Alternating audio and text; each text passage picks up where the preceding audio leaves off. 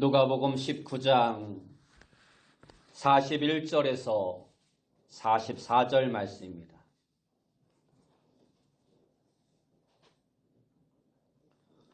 누가복음 19장 41절에서 44절 말씀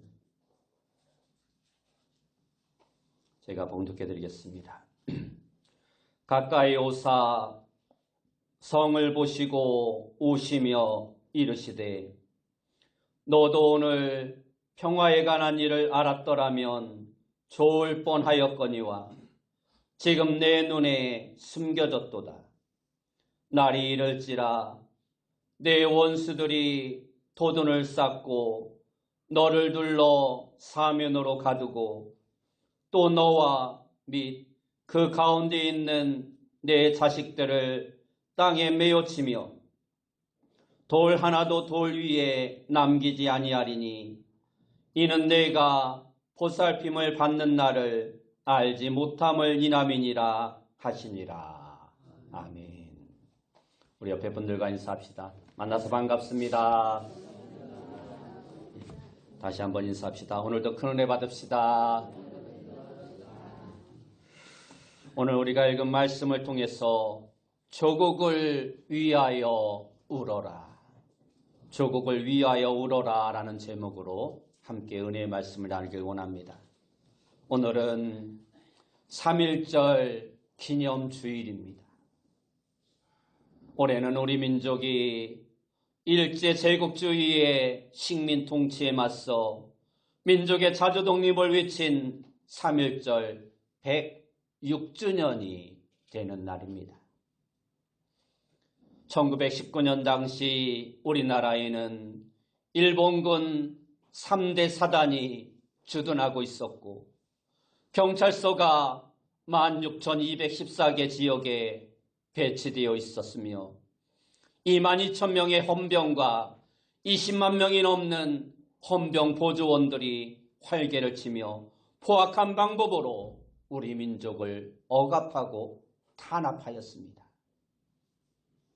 그러한 가운데 3.1운동은 그렇게 국권을 잃어버린 우리 민족이 국권을 회복하고 자주국가를 건설하기 위하여 일어난 민족 해방운동이었던 것입니다.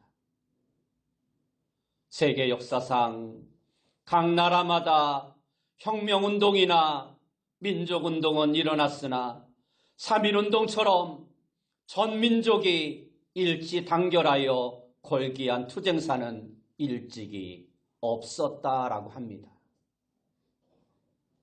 1919년 3월에서 5월까지 약 1,500여 회에 걸쳐서 200만 명 이상이 전국 218개 군 중에서 211개의 군이 만세운동을 일으켰다라고 합니다. 이렇게 전 국민이 들고 일어나 일제 지배에 항거하며 독립을 선언하고 비폭력적으로 만세운동을 시작한 것이 바로 3.1 만세운동입니다. 이러한 시위가 전국적으로 확산되자 일본 정부는 3.1 만세운동이 비폭력적인 운동이었음에도 불구하고 이것을 폭력적으로 진압합니다. 그 당시 조선 총독부 공식 기록에는 집회인 수가 106만여 명으로 집계되어 있는데 일본 정부에 의한 인명피해와 재산 손실의 기록 내용을 보면 사망자가 7,509명, 부상이 15,961명, 구속된 자가 47,000명으로 기록되어 있습니다. 또한 소실된 민감한 800여 채에 이르는 등 막대한 손실을 입었습니다.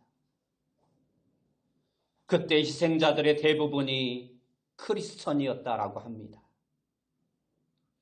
독립선언서 대표 33인 중에 16명이 기독교 인사였습니다.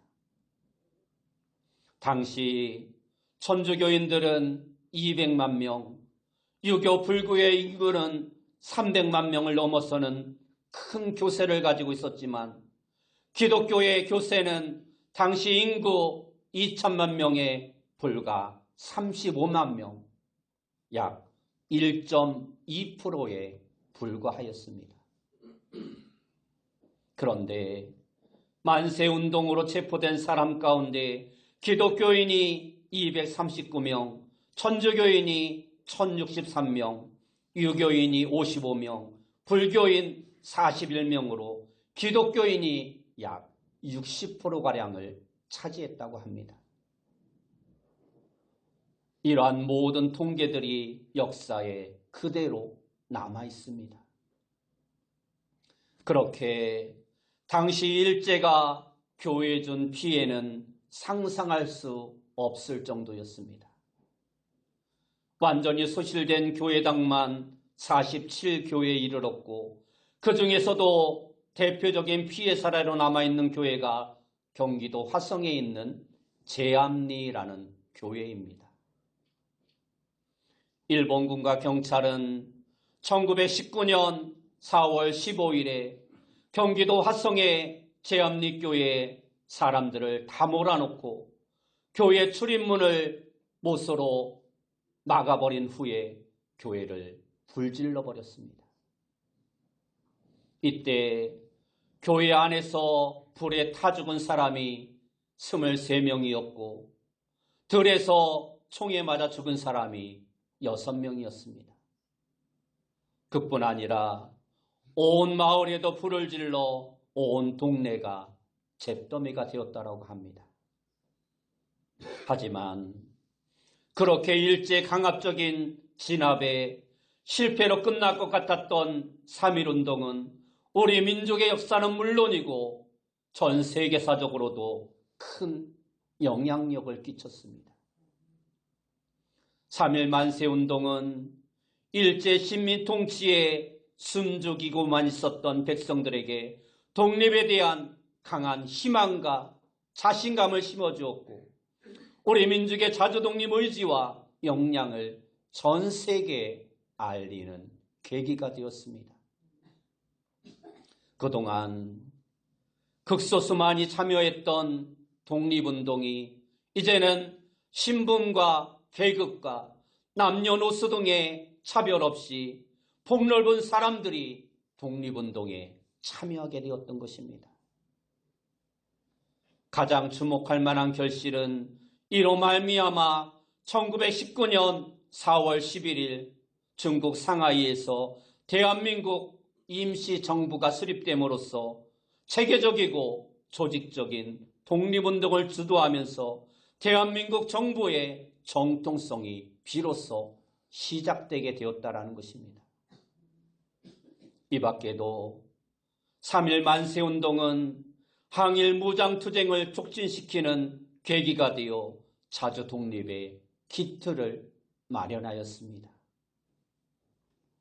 당시 조선 총독부가 남긴 비밀 문건 속에는 이 민족에게 소망을 줄 수 있는 유일한 기관이 있다면 그것은 교회다라고 기록해 놓았다라고 합니다. 이만큼 당시 기독교는 그 시대의 대안이었고 가장 영향력 있는 단체였던 것입니다. 이처럼 당시 한국교회는 민족에게 희망을 던져주었습니다. 그뿐만 아니라 국민의식을 바꾸는 데도 앞장섰습니다. 미신을 타파하고 신분 제도를 철폐하는 데 앞장섰습니다. 오직 하나님만 섬겨야 하고 모든 백성이 평등하다라는 사실을 전파하였습니다. 일제강점기 때에는 신사참배를 거부하였습니다. 그뿐 아니라 민족의 고난을 대신 지고 국민을 계몽시키는 교육의 일선에서 가장 앞장선 것도 바로 교회였습니다. 100년가량 된 오래된 근대화된 학교 시설은 대부분 기독교 선교사들에 의해서 세워졌습니다. 이화여대, 연세대, 고려대 등 유명 사학들이 신앙인들에 의해서 세워졌던 것입니다. 또한 우리나라의 신식병원도 기독교 선교사들에 의해서 대부분 세워졌습니다.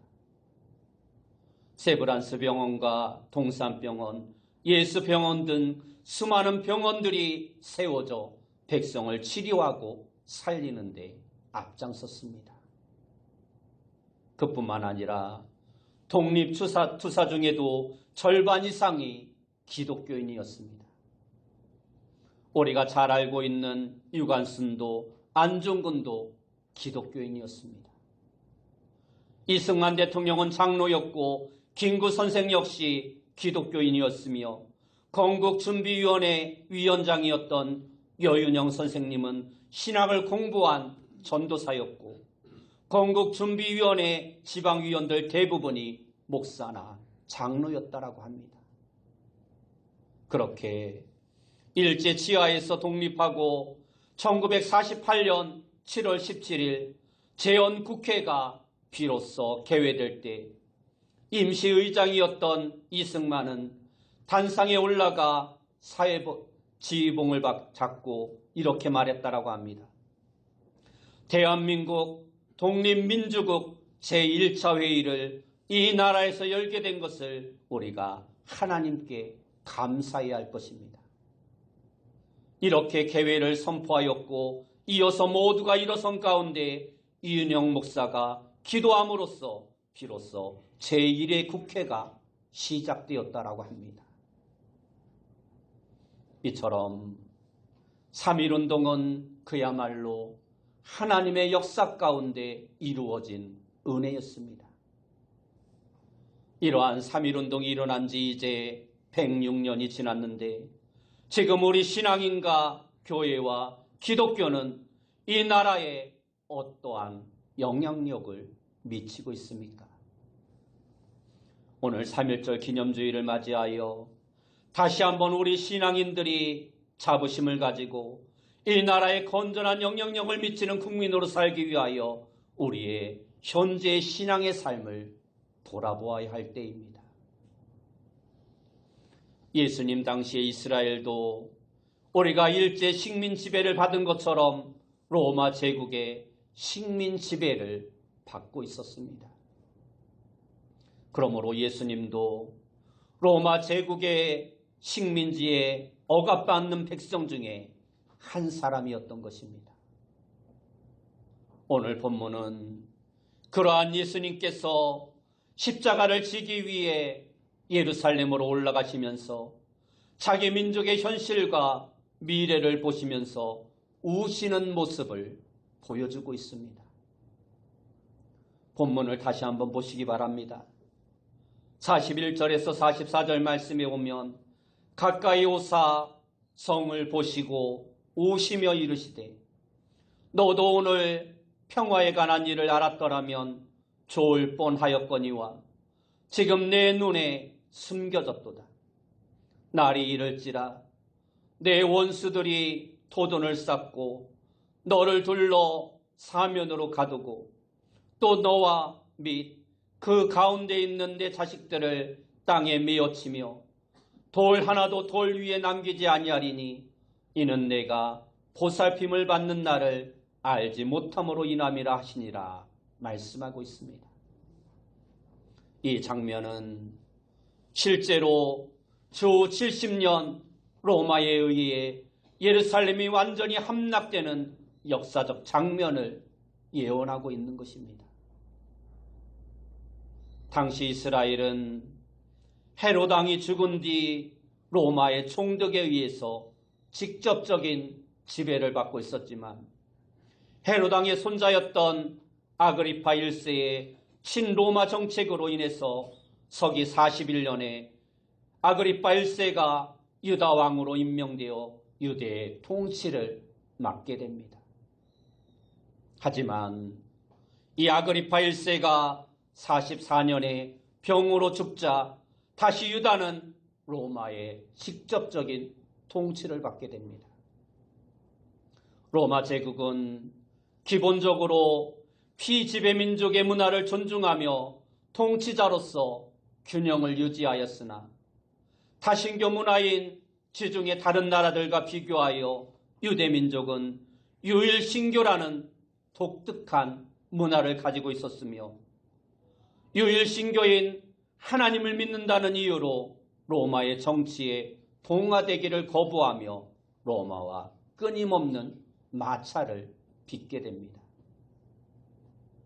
그러던 과정에서 당시 유대인이었던 세리들이 세금을 거두는 과정에서 폭리가 취해졌고 그로 인해 불만이 높은 상태에서 이교도인 로마인 관리가 예루살렘 성전에서 희생제사를 주관하는 대제사장을 유대인이 아닌 자신의 마음에 맞는 사람으로 임명하기에까지 이르게 됩니다. 그러자 유대인들의 불만은 초고조에 이르게 됩니다. 이러한 불만들이 칼리큘라 황제 때 자신이 스스로 신임을 자청하며 제국 전역에 자신의 조각상을 성전에 세우게 한 사건으로 계기로 터져버리게 됩니다. 여호와 외에는 신이 없다고 여기는 유대인들은 로마 제국의 황제가 자신을 우상화하는 일에 찬성할 수 없었던 것입니다.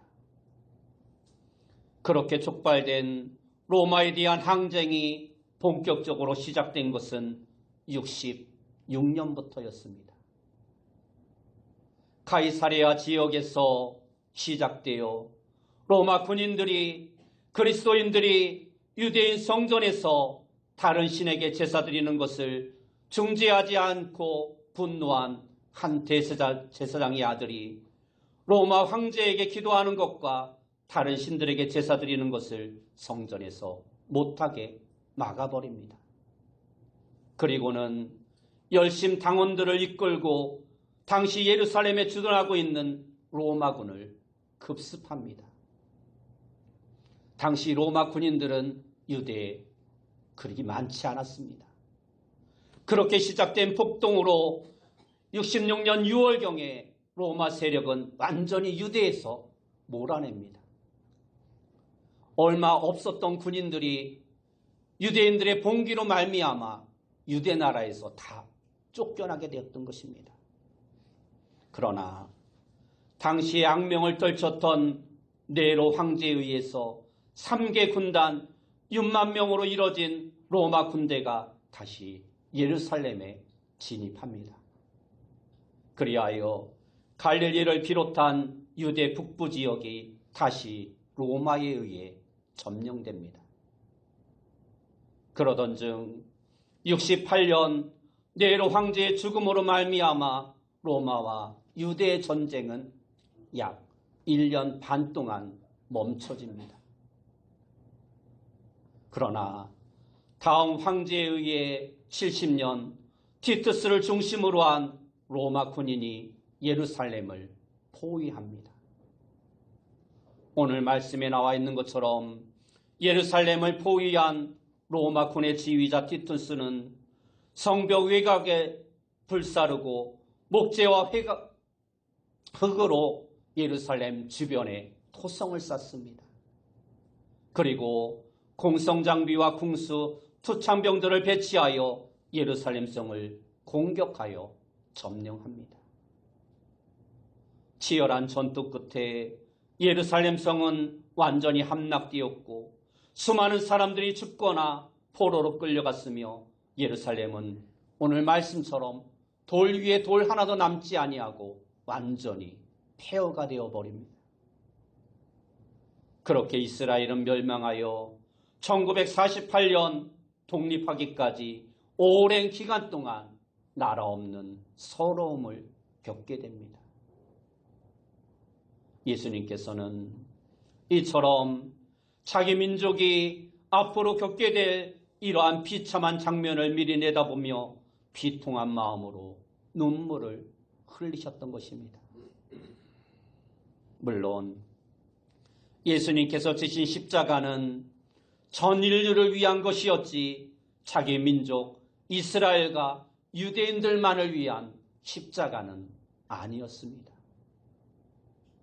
오늘 우리도 그리스도인으로서 자기 민족만 생각하는 편협한 민족주의자가 되어서는 안 되는 것입니다.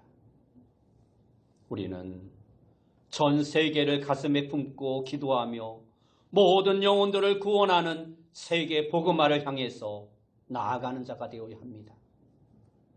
그러나 그리스도인이라고 해서 자기가 태어나고 자라고 살아가고 있는 자기 민족의 어려움과 고난을 등한시해서도 안 되는 것입니다. 나라를 위해 아파하고 기도하고 예수님처럼 눈물 흘리며 나라를 위해 기도하는 자가 되어야 합니다. 지금 이 나라 이 민족은 너무나도 혼란 가운데 빠져 있습니다. 조세 플리처라는 사람은 사랑의 반대는 미움이 아니라 무관심이라 말을 하였습니다.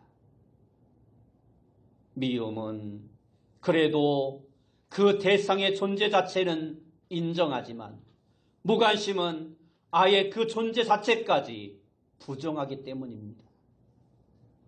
그러므로 우리 모두는 이 나라에 대해서 무관심해서는 안 됩니다. 또한 서로에 대해서도 무관심해서는 안 됩니다. 나라 민족을 위해 관심을 가져야 하고 나라의 일을 내일로 생각하며 서로에 대해서 관심을 가져야 합니다. 교회의 일을 내일로 생각하며 극도의 개인 이기주의와 지역 패권주의를 버리고 서로 사랑하고 하나 되기에 힘쓰는 자가 되어야 합니다. 우리 주님도 유대인으로서 유대인들이 겪고 있는 고난의 현실을 보시고 통곡하신 것입니다. 그래서 눈물 흘리며 우셨던 것입니다. 사실 그 당시 예루살렘을 중심으로 하는 종교 지도자들은 타락할 대로 타락한 상태였습니다. 누가복음 10장에 선한 사마리아인의 비유에서도 볼 수 있듯이 제사장이나 레위인 등 성직자들은 하나님의 율법을 떠받든다고는 하면서도 하나님 사랑과 이웃사랑이라는 율법의 핵심을 망각하고 이웃의 아픔을 외면하였습니다. 자신들의 사리 사욕만을 챙기기에 급급하였습니다. 그들은 단지 로마의 빌부터 자신의 안위와 자신의 권력만을 추구하는 삶을 살았을 뿐입니다. 유대교는 더 이상 종교로서의 기능을 하지 못하고 거의 마비 상태에 있었던 것입니다. 이처럼 하나님을 버리고 우상을 섬기며 로마와 결탁하여 자신들의 이익만 챙기고 3년의 시간 동안 그렇게도 하나님의 말씀과 복음을 증거하여 수많은 기적과 병자들을 고치며 사랑을 베풀어 오셨음에도 불구하고 자신을 믿지 못하고 오히려 십자가에 죽이려 하는 예루살렘 지도자들과 백성들이 어떻게 예수님에게 있어서 연민의 대상이 될 수 있었겠습니까? 어떻게 그들을 사랑하고 그들을 위해 눈물 흘릴 수 있었겠습니까? 저라면 도저히 그렇게 할 수 없었을 것입니다. 오히려 그들의 멸망을 당연하게 여겼을 것입니다. 그러나 그럼에도 불구하고 예수님은 이러한 예루살렘과 나라와 유대 민족을 보시며 눈물을 흘리며 우셨던 것입니다. 예루살렘의 멸망과 함께 그들이 당하게 될 고난과 심판에 대해서 애통해 하시며 눈물을 흘리셨던 것입니다. 심판받아 마땅한 그들을 정죄하면서도 한편으로는 그 백성들이 당할 고통이 너무나도 끔찍하여 안타까운 마음을 금할 수 없었던 것입니다. 오늘 우리도 예수님을 따르는 사람들이라고 한다면 한국 교회를 위해 예수님처럼 우는 자가 되어야 합니다. 교권주의와 세속주의에 빠져 타락할 대로 타락한 한국 교회는 예수님 당시 예루살렘 교회의 종교 지도자들의 모습과 다를 바가 없습니다. 이는 분명 하나님의 심판과 징계를 받아 마땅한 모습입니다. 3.1운동 당시 독립선언서를 발표한 33인 가운데 16명이 기독교인이었습니다. 이때 기독교 지도자들은 개인적인 축복만 추구하는 신앙에 머무르지 않고 민족 구원과 공동체의 구원과 사회 구원에 앞장섰던 것입니다.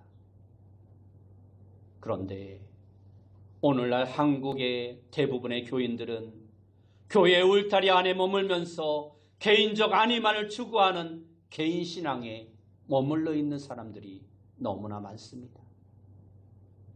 그래서 교회 내에서는 존경받는 기독교인들은 많은데 불의의 부정과 판치는 세상에서 예언자적인 목소리를 내고 신앙적 양심에 따라 행동하는 기독교인은 거의 찾아볼 수 없는 것입니다. 일부 목회자들은 자신의 영향력을 가지고 이 땅의 하나님 나라의 평화와 정의를 이루는 데 쓰기보다 권력과 금권의 눈치를 보느라 가진 자들의 나팔수 노릇을 하거나 침묵으로 일관하고 있습니다. 우리는 이러한 한국 교회를 보며 안타까운 마음을 가지고 통곡해야 합니다.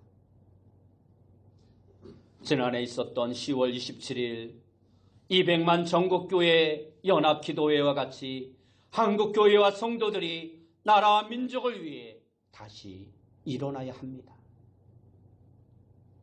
이념과 사상을 뛰어넘어 이 땅에 하나님의 나라가 임하고 하나님의 뜻이 이루어지기 위해 합심하여 기도하는 자가 되어야 합니다. 온갖 죄악과 불의와 거짓이 사라지고 진리와 정의와 공의가 넘치는 나라가 되도록 함께 기도해야 합니다. 그리고 우리는 선한 사마리아 사람의 비유에서 보듯이 이 세상에서 고난당하고 억울한 일을 당하고 사는 사람들을 위해 희생을 각오하고 나서야 합니다. 사회에서 소외되고 무시당하는 사람들을 위해서 바른 대안을 마련하고 그것을 실현하기 위해 사회운동에 힘써야 합니다. 우리만 잘 먹고 우리만 잘 믿고 우리만 잘 사는 것이 아니라 이제는 많은 사회운동을 통해서 기독교가 이 사회에 선한 영향력을 끼쳐야 한다는 것입니다.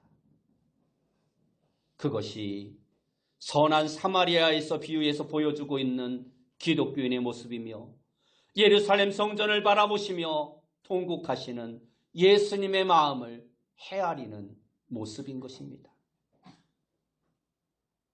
독일의 나치 시절 독일 교회는 히틀러가 기독교에 큰 도움을 줄 것이라는 생각하고 그를 지지했다라고 합니다. 그러나 당시 보네퍼 목사는 히틀러의 악마성을 보았습니다. 그리고 독일 교회와 다른 길을 걷습니다. 그는 히틀러 정권의 저항 운동을 하면서 교회는 하나님의 메시지를 구체적으로 사람들에게 선포하기 위해 존재하며 정의와 양심을 따르는 하나님의 신앙 공동체가 되어야 한다고 외쳤습니다. 그렇게 히틀러의 나치 정권에 저항하던 그는 결국 체포되어 2년간의 감옥 생활을 하고 처형되었는데 옥중에서도 보네퍼는 이러한 말을 남겼다라고 합니다.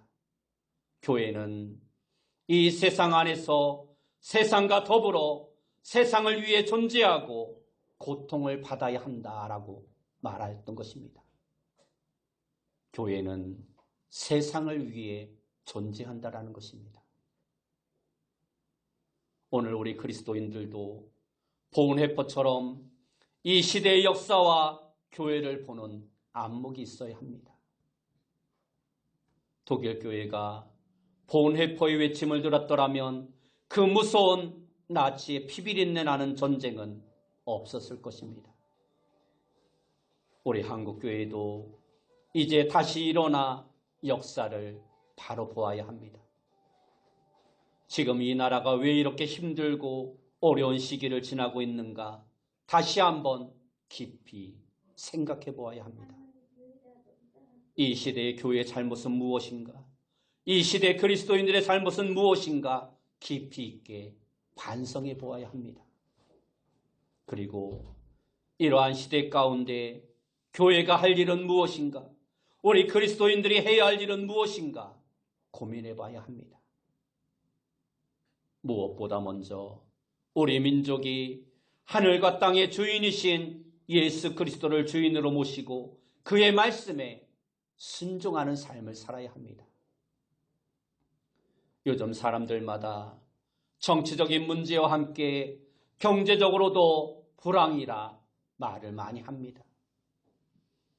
엎친 데 덮친 격으로 미국의 트럼프가 대통령이 되면서 자국 위주의 정책으로 우리나라를 비롯한 여러 나라에 엄청난 관세를 부과하면서 경제가 더욱더 안 좋게 되는 것이 아닌가 염려하고 있습니다. 그러나 경제가 어렵고 돈이 없어 문제가 아니라 오히려 극도의 물질주의와 쾌락주의와 사치주의와 개인주의가 문제입니다. 소돔 고모라가 경제적으로 풍요롭지 못해서 망한 것이 아닙니다. 소돔과 고모라는 롯이 탐낼 만큼 기름지고 살기 좋은 부유한 땅이었습니다. 문제는 도덕적, 종교적 타락이었습니다. 소돔과 고모라가 그렇게 타락하여 멸망당할 때 누구를 찾습니까? 의인 10명을 찾습니다. 온 세상이 죄악으로 가득하여 하나님이 물로 세상을 심판할 때도 당대의 의인이었던 노아를 하나님께서 찾으십니다. 그토록 위대하고 많은 영토를 자랑하던 로마가 멸망한 이유가 무엇입니까?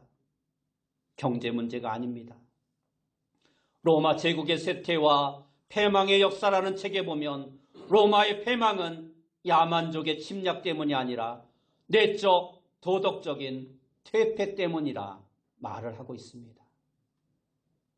이처럼 어느 시대에 어느 나라를 보든 모든 나라의 패망의 원인은 도덕적인 타락과 종교적인 타락에 있음을 우리는 역사적 사건을 통해서 알 수 있습니다. 그러므로 오늘 이 나라도 도덕적인 타락과 우상 숭배와 물질 만능주의와 온갖 죄악에서 벗어나야 합니다. 공의와 정의가 살아있는 오직 하나님을 신뢰하고 하나님을 믿는 나라로 회복되어야 합니다. 예수 그리스도가 우리의 가정과 나라의 주인으로 서기만 하면 그 가정과 그 나라는 하나님이 지켜주시는 것입니다.